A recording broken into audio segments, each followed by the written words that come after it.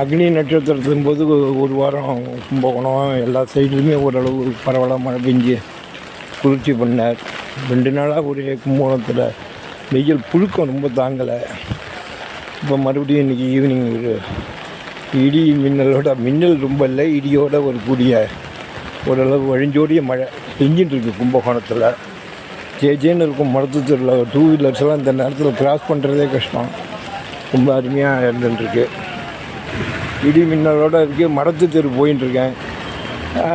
மடத்து தெருவில் அப்படி ஒரு ஜூஸ் காமிப்போன்னு இந்த மல்லிகை ஆப்பிள் இதெல்லாம் இருக்குது மடத்து தெருவில்.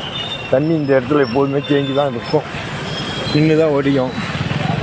ஜேன்னு டிராஃபிக்காக இருக்கிற ஒரு தெருவு இப்போ கொஞ்சம் மழையினால் 2 வீலர்ஸ்லாம் கம்மியாக இருக்குது. அது மழை பெய்யுறது ஒரு எல்லாருக்குமே ஒரு வரப்பிரசாதமாகவும் இருக்குது. குளிர்ச்சி சின்ன இடத்துல இருக்கிற இடத்துல